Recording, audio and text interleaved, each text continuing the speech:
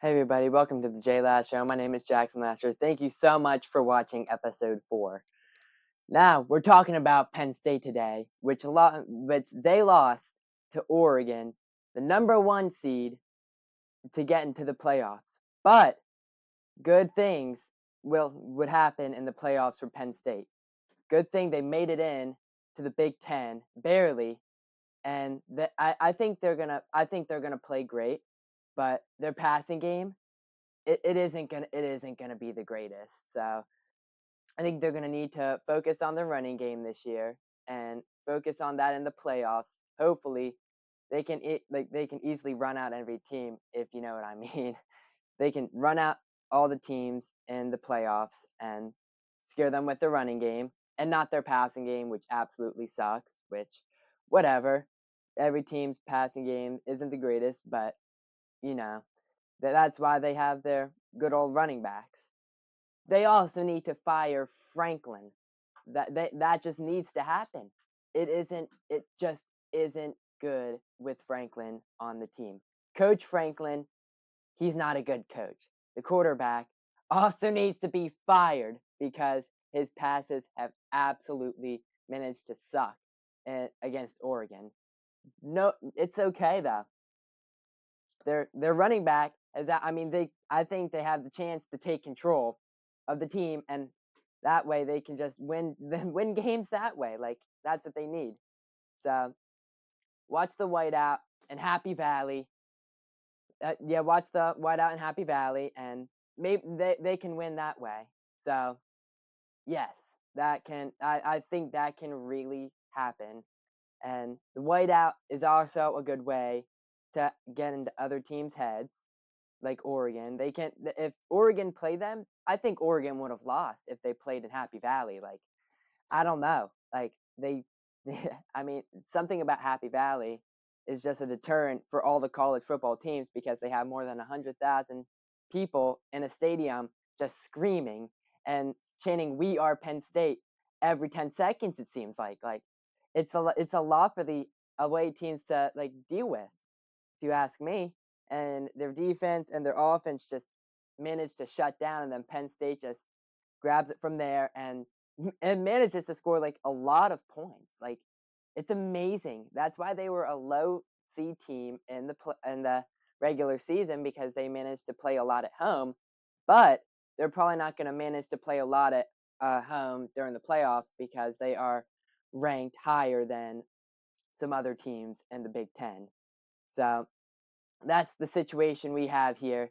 I would like to welcome my guest, Ryan Kuhn, onto my podcast. Ryan Kuhn, it's really nice to have you on, and I'm just going to ask you a few questions. Yes, thank you for having me, Jackson. Of course. So, my first question to you: what do you think about the wide receivers on the team? I don't think they're very great, really. I feel like Drew Aller needs more weapons to throw the ball to, but they do have a very talented tight end, with Tyler Warren on their team. So I think they're decent in the passing game, but their wide receivers could use some work. That's a good thing. So, another question to you is that should they let anybody go? I feel like if James Franklin doesn't have any success in the playoffs, that they should really fire him because he has struggled for so many years now and he's really gotten them nowhere. That's a good thing. That's a yes. So also, how do you think they'll do in the playoffs? Do you think they'll do good? Do you think they'll do bad? Do you think they'll win the first game? Or I'm pretty sure that they'll win the first game. They got a pretty easy matchup.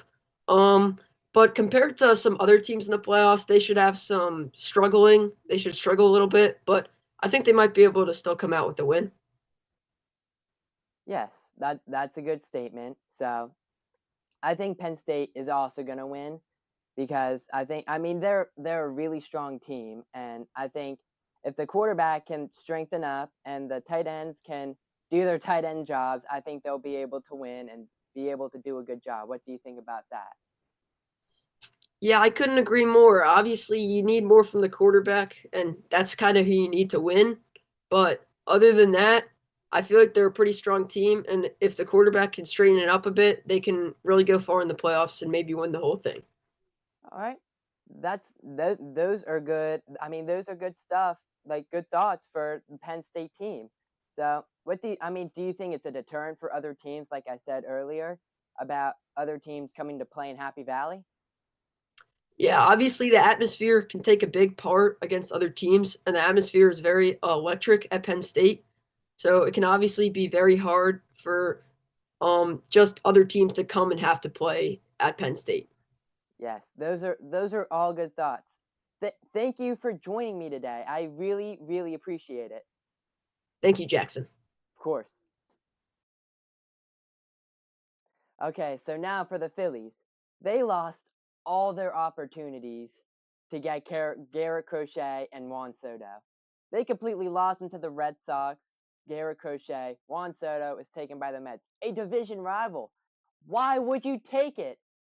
Why would Juan Soto sign with a division rival? Oh, it's probably for the money. 16 years, $765 million. Are you insane for the Mets?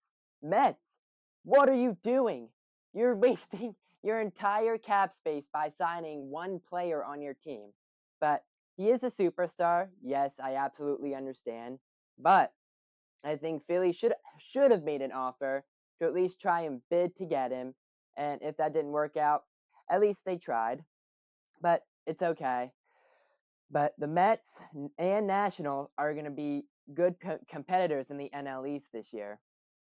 Talking about next season, so I really, really hope that the Phillies can sign some people. They've already signed a few people off this off season. So I think they're going to do very, very excellent next season. And they have they got a good pitching lineup. I mean, some of those pitchers are starting to get old, so whatever, you just got to sign new pitchers and sign off new pitchers, trade new pitchers. It's just the life of pitchers. It's not going to be great. So along with Garrett Crochet, we should have really got him. He's young, and he would have been a great reliever pitcher for us. Jose Alvarado, he just really wasn't good last season. So I wouldn't keep him if I were the Phillies because he just didn't have a good record last season. It just wasn't that good. And Sir Anthony Dominguez obviously is on the Orioles at this point, which absolutely sucks. So it doesn't matter at this point about him. Craig Kimbrell has also been released from the Orioles because he sucked for the Phillies and he sucked for the Orioles. So the joke's on him. He can just sit there and cry in free agency as he looks to retire because he's like 30-something years old. So he's going to retire soon. So that's my opinion on the Phillies. Now, moving on to the Philadelphia 76ers. They are still not doing great. Joel Embiid is back, but he's just he is looking strong, but I think he needs to play a little bit more to just to be good. I think Joel is playing he's playing good for now as a center, but do you think we should still do you think we should still trade him? Just let us know in the comments because I think if we get someone for Embiid, if we get like a good center like Kristaps Porzingis or somebody like that, I think that would be excellent for us. But Embiid is not. He wasn't high in trade value this season so far because it was bad. He was injured and his. It was everything with him. He got suspended, so I think it's gonna end up. I think he's gonna just. I think he's just gonna end up leaving at some point. Which whatever. I don't really care. I just don't like him anymore. The process is over. Sixers traded Jimmy Butler away to the Miami Heat. That was a shame to see him go. He has done so much for them in the playoffs. He's even beat us in the playoffs. It was basically just this big thanks for trading me message to the 76ers. And Ben Simmons, he ultimately sucked. He's on the Nets now, which yeah, as you can see, he's not doing good. He's out with injuries again. Whatever. But he's been in and out this entire season. So if he can return to his full potential, I would love that. I don't want to see players injured. Absolutely not. So and the Sixers decide to keep Tobias Harris, who scored 0 points in a playoff game. Unbelievable. Tobias Harris is now on the Detroit Pistons, which he deserves a great spot there, in my opinion. Flyers. The Philadelphia Flyers. They have won a few games since we talked, which, I mean, it's good for them. Mitch Kov, he's still being his star self. He's still doing his thing. So I think if he can keep doing his thing, that he can eventually become like number one in the league. He's a young player. He's like 19 right now, and like I said, they bought him straight out of Russia. So it's nice to have him. Couturier doing good. Konechny's doing good. Not much to report on the Flyers besides that they're doing good. I think their goalie work needs a little bit more work. Their goalie depth, they need to get rid of Samuel Ersson and replace him with Ivan Fedorov, for example. He's a big guy that that takes up the entire goal. It's insane. It's insane. Which, I'd have him in the goalie position for now on, which I think is a good take. Let us know in the comments too about that. So I think the Flyers are just doing their thing. If they keep rolling, maybe they'll get a playoff spot. I'm not sure. Like you just gotta watch, and you just gotta see, and you just gotta hope that they get a playoff spot. They're playing better than people thought they were. They are like on a full rebuild now. So for them to be playing like this is insane. Like I think that they're like a high caliber team that they just need some help. They just need some help from the fans. They need energy from the fans to get them going, which I think is plenty, which I said is just plenty to keep them going. So I think that the Flyers can press the gas and just blow past every other team. You know what I mean? They can just, yeah, like I said. So I think that the Flyers are going to do their thing and win. And now talking about the Eagles. Pack up your bags, Steelers. You're coming across the turnpike to Philadelphia. Russell Wilson versus Jalen Hurts.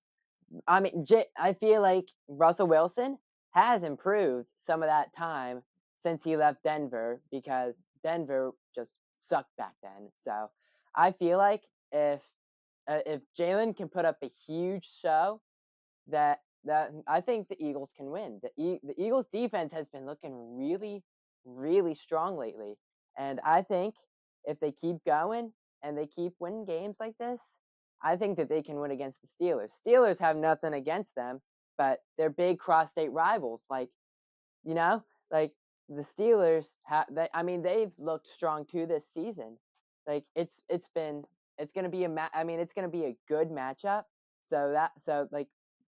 I would watch that on Sunday. It's gonna be a good matchup. My buddy is a Steelers fan. Shout out to him. I hope the Eagles win, and I hope that Eagles just absolutely stomp all over the Steelers, because I think that they're gonna be really. I think they're gonna stomp all over them, because I'm a huge Eagles fan myself. I grew up a Philadelphia Eagles fan, so Eagles for life. Jalen. I'm all about Jalen Hurts, because Jalen Hurts was a really good quarterback that we drafted, but it just seems like he just fizzled out. He's not nothing, but I feel like he's just a little weaker than I feel like he's a little weaker than when he got drafted. He was playing good when he first got drafted by the Eagles, but now it just feels like he fizzled out, and he's meeting our standards, but it's whatever.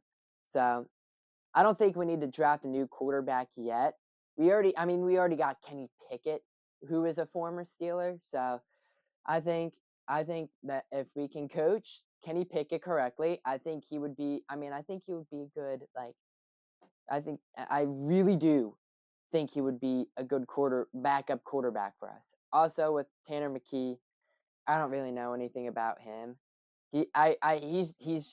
he's just been sitting in the depth of the lineup since the season started, which, whatever.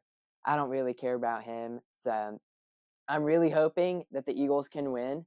And Saquon Barkley also had a franchise record of most yards and most rushing yards in a single Eagle season. That's insane. Like I can't believe we got a running back like that. Giants are selling their team right now. It's insane. They're wearing paper bags over their heads. Their team is just absolutely falling apart right now. It's great. They let go of Daniel Jones. They let go of Saquon Barkley. They shouldn't have let go of Saquon Barkley because he was a good running back. But whatever. They're just selling their team, and I'm really hoping that Eagles can win. They can win against the Steelers, and Giants, they're pretty much last in our division.